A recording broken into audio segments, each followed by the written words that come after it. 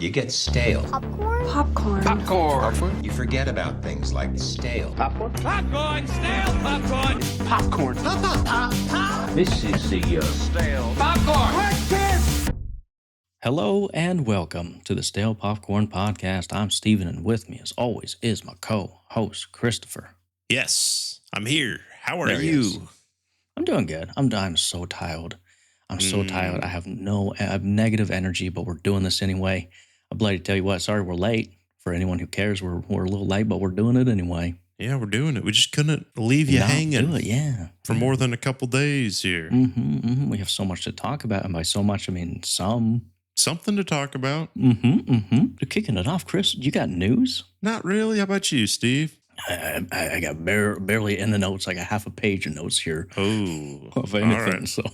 Good. But what I do have, if you just want to dive into it here, I got something behind my back. Take that and wind the back. Little John, make the booty go. Clap. Was that close enough? Probably. All right. Glenn's Corner, where I'm sitting in the corner looking at nothing but a picture of Glenn. Now, Christopher, as committed to the bit as we are, we have some Glenn news. Okay. And this involves a very touchy subject for you. It hits home. For you specifically, because it's something you just, you shrink when you think about it, and that is Glenn's AIDS? romantic life. Oh, well, sorry. yeah, that too. You shudder to think that Glenn, a woman could be good enough for him, because you're holding out hope that you're good enough for him. Glenn Powell fuels dating rumors with Michelle Randolph in dancing video. Michelle Randolph, huh? I don't know who it is. I'm looking at a picture. They're dancing. They're very close. Thank you for that riveting news, Steve. We had to do it. It's the check off the box. I appreciate you. You've been watching anything, friendo? I have, actually. A bit. You got time for me? Yeah. Yes, let me strap in. Don't do it. All right. Strap in, strap on. We're going. Okay, go ahead. As I said, don't do it. So I know you probably don't care. No one really cares about my Smallville updates, but gosh darn it, I'm going to do it. It's hard for me to, I can't, I've never seen it, so this is the closest I'm going to get. So I am excited. Go ahead. Now tell me, Steve, where did I leave off with you last? I'm just doing a little pop quiz. What's going on here? Lex Luthor had just turned, and he's like, Superman is now my enemy. I don't remember if it was the last time. He went into the old insane asylum. Like and Arkham's then Lionel, he did the little shock therapy on him. And he just zaps him. And he loses the memory for the 7 weeks. I remember telling you this. And then Clark's like, I'm just going to act like I don't know, because he actually knew Clark's secret. I actually want to talk about Lex here. Okay. Similar to another movie that we're going to talk about later, my main question for the show is, how is Lex going to turn wicked for good? Because he, by all accounts, he's a real stand-up guy. He always helps Clark. He's always offering, and everyone just treats him like garbage because they don't like his dad, basically. But he's a good guy. He's always getting the short end of the stick, if you ask me. He's gone through like 2 marriages. The ex-wife tried to murder him. Remember, he was stuck on that island for a bit. Yeah. This episode, it starts off and it gets a little flashback of him as a 11, 12-year-old, and he's kind of having a mental breakdown. It's his first like mental episode. You see what I did there? Yes. And it's him. He's swaddling something that's not really there. And he's, Julian's crying, and he's like, this guy's crazy. It's present day, and he has another one of those mental breakdowns. And you're like, what's going on? And so he doesn't remember what happened in those 7 weeks. And him and his father, the tension, there's always been a rift there. And all Lex, his main goal in life is he wants daddy to love him. That's all he wants. Doesn't anyone, yeah. That's all we all want here, but we'll never get it. Lionel ended up trying to frame Lex, pin some murders on him, and Lex is going to get sent to prison. And that was the straw that broke Lex's back. Brokeback Mountain style. Oh. He's like, all right, screw it. FBI, we're taking daddy down. I want him in prison. Like, this is it. No coming back from this. So what he does is he finds some guy who's got some kryptonite, some experiments that can help him get back his memory. I know how to pin you down. I know how to get you in prison. It's in my memory from those 7 weeks that you shocked out of me. I'm going to find it. So he starts going to this and he's getting random flashbacks. And now Clark, he doesn't want him to get that memory because he doesn't want him to know his secret. Lionel obviously doesn't.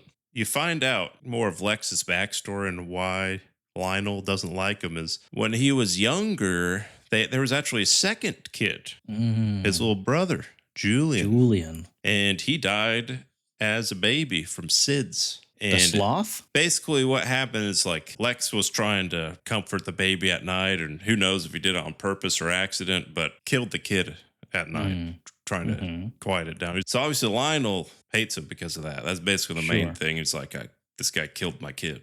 And then you're going through these memories, Steve. And let me just paint a picture. Picasso. Yeah, closing my eyes. Van Gogh. Rembrandt. Monet. Manet. Mayonnaise. Leonardo DiCaprio. Jack. Yep. French girls. You. And he gets actually a memory of that night, Lex does. And he's going up at night and he sees Mama Luther. Ooh. And she's over the crib. She smothered. She killed the baby. It was her. It was the mom. And he shows up and he's like, what did you do? And he's like trying to save the baby, basically. Mom dips out, creeps away. Lionel comes in. He's like, what are you doing here, son? And so that's why he thinks he killed him. And you find out Lex kind of had a repressed memory. Maybe he remembered it and forgot it, but he's like, I didn't tell you it was Mom. Because at the end of the episode, he tells Lionel about this. He's like, he basically didn't say it was Mom because he knew Lionel wouldn't do anything to Lex because he is his only heir now. But if it was Mom, she dead or something. Smart thinking 4D chess, yeah. So at the end, he tells Lionel all this, and Lionel's like, I'm sorry. Like, he's like tearing. If I would have known, he feels real bad for treating him this way. Things would have been different. And Lex is like, Tommy Lee Jones, I don't care. It's a real emotional episode, Steve. And they start playing Evanescence. These words won't seem to heal. And I'm like, oh, golly, Lex. I'm Team Lex. Tissues. I'm all for you, buddy. I want you to kill Clark. I want him dead. I'm on your side, buddy. And it was just the whole episode. I was like, geez, this is quite a lot here. It's heavy, yeah. Also, Clark. So he always gets his dirty mitts involved. Yeah, so there's some part where he gets the memory thing, and he has a flashback memory of his mom. He finds out her name's Laura. It's like her, I think, putting him in the ship or something. And then he's talking with Martha, his Earth mom here, and he's like, this poor woman, I abandoned her. Maybe she doesn't even remember me. And Martha has this line, a mother's love never dies. Just like, mothers will always love you no matter what. And I'm like, you showed like 3 minutes ago a mom smothering her kid, but all right. But certain mothers love mothers, Like you, I always wondered why Lex always had such a grudge. And I know from the cartoons it's because Superman lasered his hair off. But I like that it's more deeper. Yeah, deep. Now I've seen some other movies though. Can I get some hitters for you here? Yes. Let's start Sisu 2. Oh, yes. You seen the first? I've seen a recap and all the action, so basically, yeah. Yeah, it's fun. It's a fun movie. Yeah. I like the first one. It's very similar to the first. Yeah. I'd say maybe the first one's a little better, but same tier. Yes. This one's more Mad Max Furry Road. Ooh, I see what you did there. So basically, he's in his little truck and he's getting chased by the enemy the whole time, and he's driving. There's planes coming, there's cars, and it's kind of a chase throughout. And there's some silly things here, strap someone to a torpedo, shoot them off, you stepping on glass. Some real Looney Tunes-esque kind of stuff. Yep, exactly. Yeah. Roadrunner, we got it all. And it's been a few years since I seen the first one, but this one was definitely more gory than I had remembered the first one being. So I remember the first one, there was like some gore, with action. Oh, yeah. But this one, I feel like they really tried to like kind of gross you out with some of them. Like he's stepping on glass, he's rolling a little. So if you do got a queasier stomach, maybe you wouldn't like this one as much. But again, it doesn't take itself serious at all. Like some of the things, it's like a John Wick or something, like it doesn't take itself serious, and it'll be some like outrageous, but this one is even it really is Looney Tunes. Yeah, it's pretty silly. But if you just got to be in that mode, and then again, this is my kind of flick. I like these, so I give that a 7.5. Oh, okay, better than the first. Did you listen to what I said? I did. I talked for like 2 minutes, maybe. Yeah. Okay. Yeah. This is what you do to me, by the way. Yeah, this is what you do to me. So All right. I'm just we can giving agree it that we back. do it to each other. I said it's same tier. Okay. Maybe not as good slightly, but very similar. See, was that so hard, Christopher? What you got to argue with me for? I'm sorry. I'll give okay. you I'm sorry, Rotten too. Tomatoes, 88% audience. This one, 89. So maybe it's slightly better. Okay. Next movie, we're talking Now You See Me 3. Have you seen any of these? Listen, I'm fascinated by the whole premise of this. I've just seen the first one, but it irks me to no end because I don't understand or I can't remember if it's like actual magic or if it's like a Mysterio type situation. And from what I've seen with the marketing, it's really funny. I see on my Instagram the advertisement for this. And all it is James Franco or Dave Franco like popping up from a blanket out of Jesse Eisenberg's blanket, right? Is that happened in the movie? There's a lot of things that a lot happen, of things but like it sounds that, like it, yeah. And my thing is, I'm like, is that the pull? Is that what's supposed to get me going? What my brother and I used to do with home movies, like that little magic trick? You know what I mean? Drop the blanket and just like barrel I can roll see out him of running it. away. Like that's the pull of this. Okay.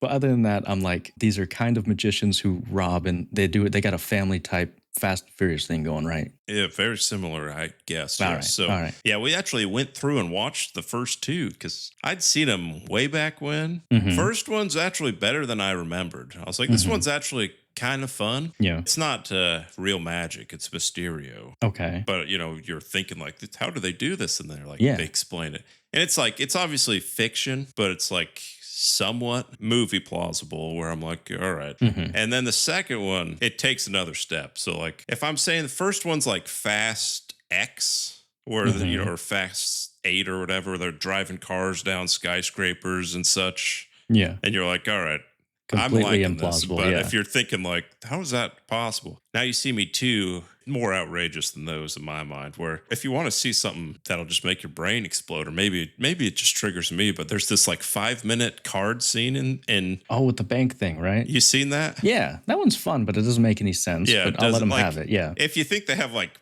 mutant powers or something, you're like, this is cool. But they're just like, they all have their roles here. So you got Jesse Eisenberg, he's the magician. Yeah. Isla Fisher, she's the assistant girl.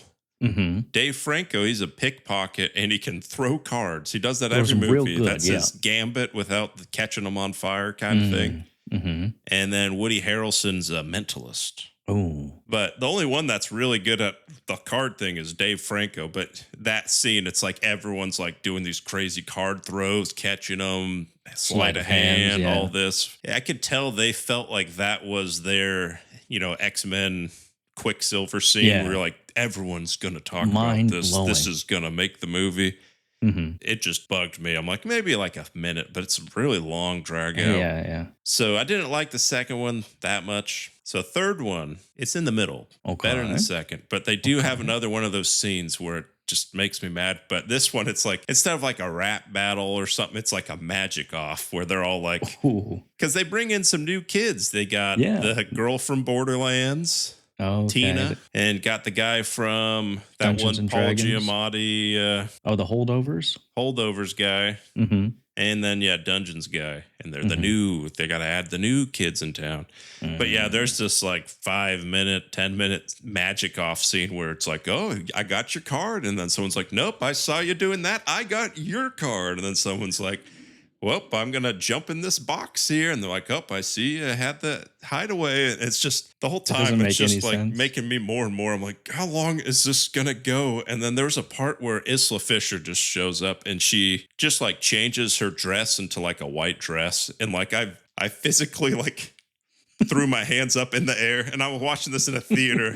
And like, I just forgot, I guess there's people around me. Everyone kind of like looked at me. Oh, sorry, my bad. Like that was how much that part just made me upset. I was like, what? And the people around you thought you were raising your hand in praise. just- Oh, this is so cool. This is amazing.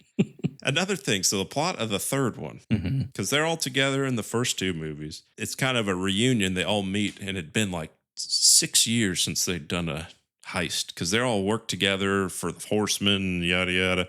I guess spoiler to the first one if you haven't seen it, but you got those four, and then Mark Ruffalo is the leader of the group. He's part of the Eye, which is some. And this one, they're like, oh yeah, we broke up because we had a failed heist, and Mark Ruffalo, he's in a Russian prison, so we kind of just stopped. And I'm like, isn't that your thing? Can't you just get him out of that? You got a card out of a bank, can't you do that? Like, is that where you draw the line? Russian prisons? You can't do that. I mean, it's just one of those like lazy, like, well, Mark Ruffalo can't really be in this. Can we just say he's in Russian prison? Is that fine? But but he's not dead, so we can bring him back maybe. I also think it's really funny. I saw a commercial for it too. There's Dave Franco's a lockpicking guy. And he goes up with the new crew and he's like, I've been picking locks since before you were born. And granted, it's not a normal door. It's one of those like intricate, like puzzle solving things. And so I assume he tries to go and pick the lock normally. And she's like, well, actually it does this. And I'm like, that's not picking a lock. That's just solving a puzzle.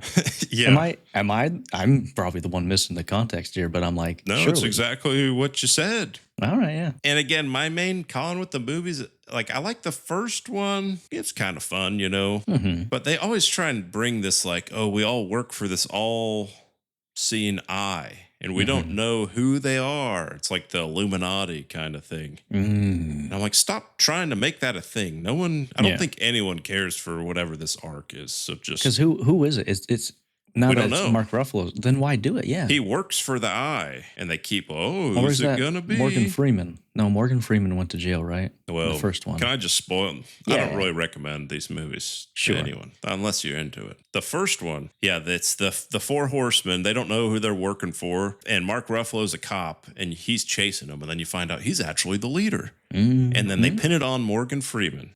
And Morgan Freeman, he is just like, I hate magic. And he's like, I'm going to prove how they did all these tricks. Yeah. The second movie, he's in prison because he gets framed for stealing all Michael Caine's money. And then you find out, actually, he likes magic. Oh. And Mark Ruffalo didn't like him because he didn't like Mark Ruffalo's dad. Oh. It's kind of a prestige situation. Yeah. Christian Bale, Hugh Jackman. Hugh Jackman, yeah. But then you find out they were actually buddies, and they were magicians in the war. They used to be traveling magicians down in or whatever. They purposely were like rivals, you know, like rappers that like battle so that makes them more popular. So he's like, you be the anti-magician and it'll make me more popular. But they're actually good pals. Mark Ruffalo ends up liking him. He's like, no, I was pals with the dad. The third one, everyone likes Morgan Freeman. And they're just like in real life. Old buddy, hey, how are you? Good to see you. Yeah. But yeah, we don't know who the all-seeing eye is. But then Mark Ruffalo shows up at the end of this one. He's like, we're not done yet. So they're going to do more. And I was like, in a lot of this movie, you know, hey, we've been through this, you know, it's been fun times. Yeah. They do a lot of that for this, it seems like. And I'm like, did we earn this? Did you? I don't think you, I'm surprised you got the third movie here. Yeah. You definitely, you didn't earn this. Yeah. But I think that's enough talking of now you three me. Now you don't. I got one more, actually. Rental Family. Oh, I've been meaning to. I really want to see it. Just tell me, is it worth seeing in the theaters? Probably not in the theater. Okay. But yeah, the concept of this, if you've seen the trailer, Brendan Fraser, he's in Japan. He's an actor. Oh, he's not like a star, but he's on the toothpaste commercials. He's working for these gigs. This company hires him where he plays a real life actor. So people will like hire him to play their husband or their father, yada, yada. And the main story is this mom hires him to play her kid's dad because she's trying to get her kid into this prestigious elementary school. They won't let her in unless she has a dad. So she wants him to play the dad, but she doesn't want the kid to lie at an interview. So she's like, you act like you're actually her dad. So the kid believes it, trying to get him in the school. So that's the premise of it. And Brendan Fraser, Japan, fun times. Oh, yeah. I love the Japanese. And so it did have some pretty funny moments. You're giggling and laughing, but then it's also more serious, I guess, because it's a lot of sad people, hiring people, you know.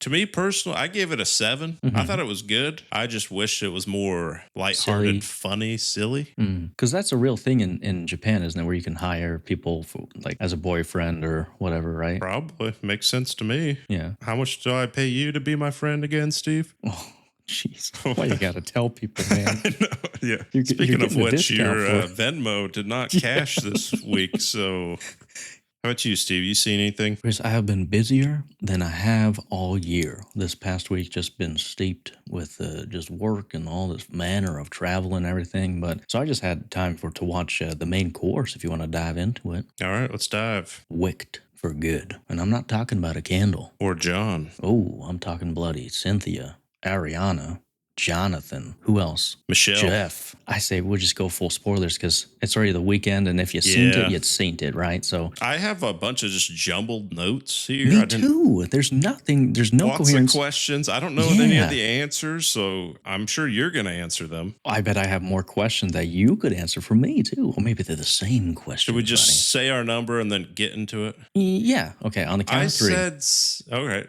7. Oh, okay. 6.5. We'll split in the middle. Split here. right down there. Yep. It's a sequel. End of it. Limited. I'm a man. A man. You know, there's Cynthia. There's something else, but random questions I have. So in this, there's Munchkins. Which what's that kid's name? That's the Munchkin. Bach. Yeah. Are Munchkins just like redheads? Hey, yo. No, in this movie? Yeah, no, they're not like short, right? I think they had to do that to be politically correct, yeah. But no, not all of them are redheads. I think just some they of them look a little weird or what? What are they hinting? Like, how are they Munchkins? Wow. I mean, you couldn't make them little people in today's climate. You couldn't touch that. But so I thought they just like, do they have red hair? Maybe, yeah, we'll say it. The gingers. I don't know. Because Nessa, cripple, she's the governor of Munchkin Land? Yes. Okay. I know what you're thinking here. Well, let's preface this by saying you might be asking yourself why two 30-year-old grown men are so anticipated to watch Wicked 2. And you last year said, I just want to know the, quote, Anakin-style villain arc that she must needs go through to go from the nice wheelchaired sister to everyone celebrating her death, right? And in this, we get the answers, buddy. Yep, in like 30 seconds. I'm like, yeah, all right, I see it. I get it. Yeah. It mostly boils down to, spoiler alert, she gets broken up with by Bach. That was the tipping point. Yeah. And then it kind of goes from there. She turns into a little bit of a Hitler there by. Should we go through the movie? Maybe. Yeah, let's do that. I know we wanted to cover. I needed to preface by saying we needed to see the villain arc, and we got the villain arc. Yes. But let's go back a little bit here. So the end of the first one. Alphaba. I can't do it loud because my kid's sleeping. But you find out Jeff Goldblum, he's the wizard, but he's not a real wizard. He's a scientist. Yeah. And there may be trouble ahead. You find out he's blaming the animals because he wants someone to blame for something. Who cares? So Alphaba, she's on the run. Everyone thinks she's the villain. But guess what? Ariana Grande, a.k.a. Glinda, she still likes her. Jonathan Bailey, sexiest man alive, yeah. What's his name? Galadriel, Galago. You're getting further. Frollo. I knew it all like a couple hours ago after Fierro. Yep. You've been under attack here, buddy. Fall back to Minister. Let me. Gosh, no, keep it in here. I don't think anyone will mind, Steve. Nobody cares. I got my daughter's okay. If anyone who cares. No. I hear crime scene. Fierro, he still likes her. Glinda, something. Who cares? Who does care?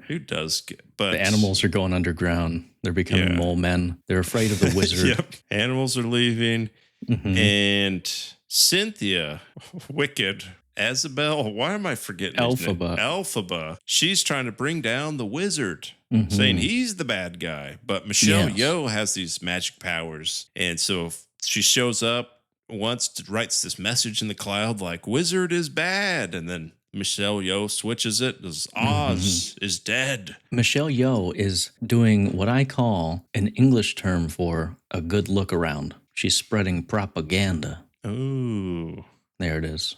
Yeah. What is that in Chinese? 我他小呼. Yes, thank you. Thank you. Later on, you figure out Fierro actually likes Alphaba. Cynthia Elphaba, yeah. And then, we get to sister. Yep. Nessa, I think her name is. She's with the Munchkin, redhead, and he actually likes Glinda. So we got love all over the place here. So much square, misplaced love. Trapezoid. What are we talking here? Octagon. So she's like, I love this guy. And she's in the wheelchair. Yeah. She can't walk. But her dad died at the end of the first one from like heartbreak, I guess. Sure. She was like, Alphaba, you're breaking my heart. And he died. So now Nessa is the governor, even though she's governess. like 14 or whatever. 15? She's older than that. Surely. 16? I thought she was in her mid-20s. Are they in college? I think college, bro. Oh, I guess. What kind of college is that? Like a Hogwarts? Shiz. Well, I know it's called the Shiz, but they're wizards? Are they all supposed to have magic? Shiz. I heard you. Stop. Don't say it one more time. Don't say it. Don't think it. You freaking idiot. Anyway, they're all magical beings, or at least they're trained to be. But the only ones with real magic are like Michelle Yeoh, Alphaba, and apparently Nessa a little bit, right? Because what are we saying that ginger Munchkin dude's name? Braun or something? Bach. Yes, Bach. He's trying to break up with her, and he's like, I gotta go profess my love to Glinda. She doesn't take it well, and he leaves. And right when he's about to go, new order on there, like, no animals and no Munchkins can travel. Same without thing, a visa. Same thing. So he's back there, back to the servant, and she's just, he's gonna love me. She's crazy. Oh, cray. Okay. Crazy for him. But also, any chick would do that, just saying, with given power. Yeah, probably. Yeah, fair enough. And then later on, Alphaba shows up. Hey, how are you? Let me do a little spell for your shoes. And she can fly with her shoes. And as she's flying, Bach walks in, and he's like, whoa. What are you doing here, Alphaba? You're the bad person, remember? And they're kind of fighting, and he's like, I'm going to go profess my love to Glinda. And then Nessa, she said, no, you don't. She runs to that book, that spell book, and she's like, you're going to fall in love with me. And she says some spell, and it takes his heart straight out of his chest. She says it. Does it wrong. And then he ends up turning to the Tin Man. She ends up blaming it on the witch. Later, he gets out, breaks the door down. He's like, what have you done? He's like, no, it was the sister. Nessa, even though she can fly with her shoes, she only does it for about 2 seconds, and then she's still just rolling around on that wheelchair. What's up with that? When you get used to it. She's just, this is better. Easier. And then Alphaba, her lover, turns into a scarecrow. And then she doesn't die at the end. She actually runs away with the scarecrow, and they think she's dead. She's not dead. Yeah. But she's not. But she's actually a good guy or something. Yeah. You could say, Chris, she traded wicked for good. I'd rather not. Okay. All right. Fair enough. I tried. So random thoughts I got, may I? Yeah. Everyone knows the intricacies of this plot. Yes. I'm probably the only person in the world, when I'm watching this, I actually like the story. I'm like, this is kind of interesting. Sure, yeah. But when they start singing, I'd get pissed. And believe it or not, they do quite a bit of singing. So I'm just like, God, another Who would have freaking thought in a song. musical? Yeah. Which, especially the ones where there's no like dance or like big chorus or something. Mainly like the Ariana Grande, and she's just like, I'm sad, Yeoh. And I'm like, stop. You don't need this. All right. Give me the big songs, popular, don't want to be pop, but I don't care about these. So that was really making me mad. The clock tick, every time, they said it like twice. I'm like, so every time. Kept saying it. Like my Arthur fist was getting what did they say? You got one clock tick to think about, or what was it? No, I'll be back in a clock tick. They say it like 15 times, and every time it just like I was snapping my brain cells here. I was getting very upset, Steve. And I didn't go back to actually confirm, but I'm pretty sure last podcast I called that the little lion was going to be Courage, the Cowardly Lion. Yes. Courage. Yeah. I think I called like Tin Man or Scarecrow. I don't know if I did both, but I feel like I called one of them. I'm probably giving myself too much credit. 33%. Yeah, success rate. Yeah. I'm saying 66. I'm going 66. All right. I thought Jeff Goldblum, he's really good. Charisma. A part that I actually laughed, and he has his little vial and says, "This dulls the pain if you want to swig." And I was just like, that was pretty funny. That was just Jeff Goldblum. Just off the dome. I actually laughed. I chuckled. Yeah. I'll tell you what, to speak to your point about the music, there was too much music. It is a musical, whatever. I would say there's too much background music. When they're just talking, just like you and I, imagine some like music in the background. There was maybe 10 minutes of silence with just people talking, or when they're talking, there's so much stuff happening. And I'm like, do we maybe let it breathe a little bit? I don't know. Minor nitpick. Speaking of music, actually, I don't know if you caught this, but one of the first songs where all the papers fly through the window, and it's like the first person snaps it right out of the air. And then there's another one, and it's like they're all like purposely grabbing these papers. You know what I'm talking about? Yeah. And I'm like, I was wondering, just thinking like, how much it takes, if someone messes up. And I just saw some random guy in the background. It took him he missed like 6 papers. And I was like, this poor guy. It's like, oh, come on. I don't want to do another one of these. Yeah. I will say, buddy, one of my biggest cons about this is the reframing of the whole Wizard of Oz lore. So I think would be interesting if you were to watch someone who had never seen the Wizard of Oz or Wicked or anything like this, and you give them the backstory, the lore to all of this, they would be like, are you an insane human? Because picture this, we know now, if you're watching the Wizard of Oz and you see the Scarecrow, that bouncy, gangly joke of a person, you could lean over to the person and say, hey, you know what? Not 24 hours before this happened in the movie, he banged the Green Witch. That's true. Yeah. They would turn to you and be like, what? Like, yeah, no, that's the lore. That's really what happened. Yeah, and then this Tin Man, not 24 hours before this, he dumped a cripple to try and get with the Scarecrow's fiance. Yeah. Or picture this, after you just revealed that the wizard is nothing but a man, after that, he just found out that the Green Witch is his daughter. I know. It sounds like we're insane people describing this because it absolutely is. I feel like this is the worst kind of fan fiction where it recontextualizes it in the worst way. Where like, now I can't watch The Wizard of Oz and have fun anymore because now I'll just see that Nightmare Munchkin who we saw get tortured into becoming the Tin Man. And so I think there's a huge disconnect that kind of destroys the movie for me because we see the Tin Man, the Cowardly Lion, and all this stuff, and you see them as these bubbly creatures, but in the next second, you're like, oh, okay, Dorothy and whatever, they just went off to go find the wizard. But back in Munchkinland, Elphaba and Glinda are having a fist fight. Yeah.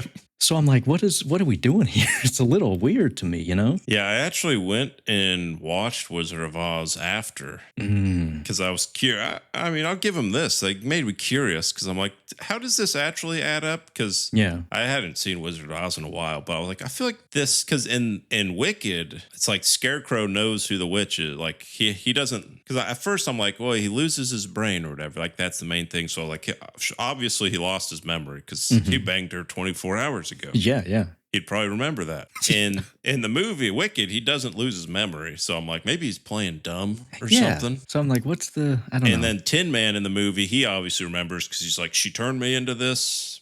And then the lion remembers. In Wizard of Oz, it doesn't make any sense with this, like chronologically, because this one, she shows up right after Dorothy leaves. And then she doesn't really interact with them until the very end when she takes Dorothy, tries to get the shoes. Dorothy throws the water. She fakes her death. Yeah. In Wizard of Oz, she's like creeping up on them the whole time. She's like, I want those shoes, pretty. And then she'll stop by the Tin Man. None of them know who she is. And then at the end of that one, they find out, Wizard of Oz isn't really a wizard. And then he rides off on a hot air balloon. And I guess everyone knows he's not a wizard at the end because it's like the human version. And they're like, yeah, whatever. Who cares? Yeah, she uses the magic shoes, goes back. So like it doesn't make sense at all. Like to this story. Which And, yeah. to me kind of docked it down a little because in my mind, I'm like, oh, maybe this is like perfectly aligned and it makes sense. That's actually really cool. And then I'm like, actually, it doesn't really, but kind of fun still, I guess. It's kind of, it is fun though. And one more Viggo Mortensen broke his toe kind of deal that you could do with your friend here. In the original movie, you can see the trap door that she falls down under, the witch when she burns or whatever. And so they've played with that and they said, oh, that's actually how she's escaped. Because, you find out it's a trap door type of deal. And what you can do is actually lean over to your friend too and while you're eating popcorn be like, you see that closet back there? Glenda's been there the whole time. She's watching this. She's watching this happen. Yeah, no, I was not a fan of that. This one was actually a lot more interesting than the first one. I did like it more because it was like more interesting because I knew more of the Wizard of Oz stuff. Yeah, which that made it we all more know interesting. And love. Yeah. And now, for the first time in I don't know how many years, I get that meme where the guy's like, "And what was her sister? The Wicked Witch of the East, bro." Yeah. I finally understand it because I never paid attention with the actual Wizard of Oz, but. There's a part where right before she consummates the relationship with Fierro, she's like, for the first time, I feel wicked. What'd she mean by that, Steve? What you mean by that? Oh, I mean, she did just stab her friend in the back by taking her man. She which stabbed also, him in the back. Was that established in the first one? It seemed very turn on a dime. I was like, did they like each other in the first one? I don't know. I think they had a little thing in the woods when they set go the lion. Remember I called Courage the Cowardly Lion? Yeah. I thought it was more of a thing. Because I just didn't don't remember him it, being like that into... I don't think he was into Glenda. She was into him, but I guess there's a part where Michelle Yeoh talks to Glenda and she says, do what you do best. Smile, wave, and shut up. Which I'm like, two of those she does best, but the shut up doesn't make sense because she doesn't shut up. She should have said, do what you do best. Smile, wave. Okay, now shut up. Like that would have made sense. Yes. Maybe it was the second language or something, but it didn't work. Yeah. We talked about the Tin Man. Was there like, I don't know, it seemed very weird for him to become the Tin Man. Like, was there a theme going on? What, you're saying he should have made out of gold or something? Maybe. I don't know. But like, do you know what I mean? Like, was there a pot that I didn't see that he got wrapped in or something? Like, I don't know. It maybe could have explained a little bit more. They showed like forks or something go into his hand for a half a second. But yeah, it doesn't, you lose a heart, so now you're made of tin, I guess. Yeah. I mean, he's a robot. It seems like sometimes they have to catch up to the points man. of Robin, R.I.P. It seems like he's got to catch up to the points of Wizard of Oz so fast that they're like, well, we don't really have to explain we need this a tin too man much. here. Yeah. Oh, there you go. Yeah, sure. That's true. Scarecrow. Really. Yeah, also, Scarecrow because he won't get hurt.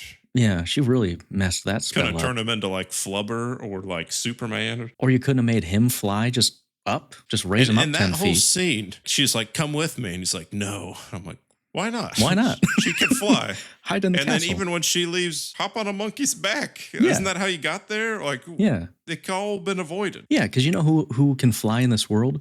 Just Elphaba. Yeah. Just stay on a monkey's back the rest of the movie and you're good. But no, you can't because you've got to become the Scarecrow. So whatever. Scarecrow. Would you like also, to see in the end of The Wizard of Oz, this another thing that doesn't align with this. Right after they kill the witch, all of the monkeys are like, you saved us, we're free. And there's also like green people there, which are also, I guess, the same kind of people like Elphaba. None of that was in this. And this movie, so she turns the monkeys into flying monkeys, and then they're basically enslaved to the Wizard of Oz. Yep. And then she sets them free, and then all of them start working for her. Yes, because they have to. And then she dies, and then it kind of felt like Harry Potter, where they have like the house elves that'll like work for free and clean Hogwarts, and they're like, and they have like no, we like doing this. We're not slaves. And it felt a lot like that. Like, no, we're, And there's a scene where Elphaba is in the woods talking to the animals, like, we got to fight for our rights. And there's just like monkeys just like chilling on a branch watching, which I guess they spy, but they don't like report anything. Like, what was the point of that? Also, who's putting the little backpacks on the foxes? True. Also, all the animals can talk except horses. Because they're like riding horses in the first one. Yeah. Are they just not smart creatures. I think that happens a lot in fantasy where horses are just always going to be horses. Even in Chronicles of Narnia, if you remember it, my name's Philip. They talk, but they're still servants. Something to be said there. Yeah, I know. Who are they supposed to be? Anyway. The big reveal at the end. Maybe I wasn't getting this completely, but Elphaba dies and she leaves the little green vial. Ariana Grande brings it to the wizard. At the end, he's like, oh, she's my kid. Like, does he like trademark though? Like how, I feel like that's quite the leap. Like, oh my goodness, I just killed my kid.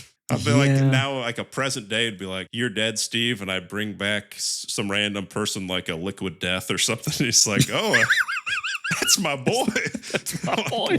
What?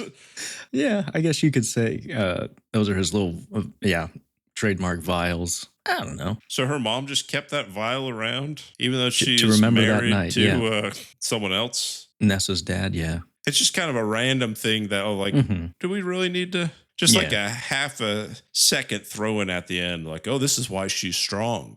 You know why they did it, Chris? Because they wanted to de-age Jeff Goldblum for half a second. Did you like that weird creepiness to his face? Sure, why not? What could it be? Yeah, if anyone wants to comment and answer all these and make it make more sense to me, I'm sure there's probably an explanation for a lot of these. Or add to the fan fiction. Make your own fan. Make it up. You can make it up, and I won't know the difference. We'll believe you because we're not going to look it up. Yeah. And I think it was a missed opportunity at the end because they walk away and they go in the little Abyss desert thing, and it's Elphaba and Fiyero, and they got the little desert thing on, and then she turns and looks at the camera, and they should have just played like the Dune music and had like a little sandworm pop up in the background. That would have made it a lot better. That would have gone right to an 8.5 for me. Yeah, I felt like it was a missed opportunity because Michelle Yeoh has like the storm power. She has very powerful powers. They should have done like a 1v1 with her and Elphaba, like a Darth Sidious Yoda situation where they're throwing stuff at each other. Chris, you're thinking as a man. I know, fair enough.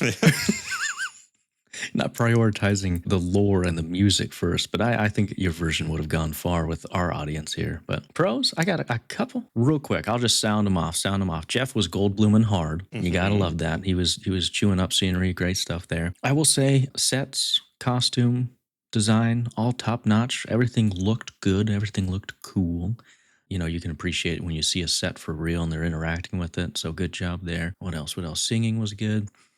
There is I think you mentioned it, the song where Ariana Grande is like, I'm real sad and I'm all alone. Look at me in my high throne or whatever it is, you know. That musical, the song's fine or whatever, but what I was encaptured with was the camera movement. It goes into mirrors. It bounces off. It makes you think it's a oneer. And the camera work is actually very well done. I was just enthralled with, ooh, now we're going through the camera. Now we're going back out the camera. Now we're going up. Ooh, yeah, look at that. Very cool. That's what I got. Hey, thank you. All right. I can sum it up. I think we did it.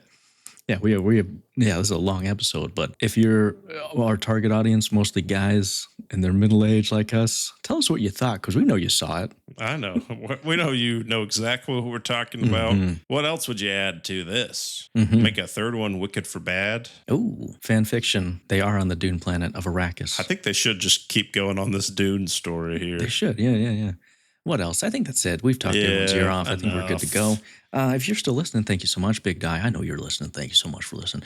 Bloody, if you want to check us out, Facebook group, Facebook page, YouTube, Instagram, whatever. Patreon. We might do some more movie commentaries. We'll see. But I think that's all I got. What you got, Val? That's all I got. Thanks for listening. Have a good week. Bye.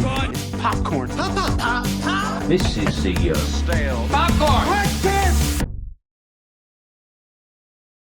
Popcorn.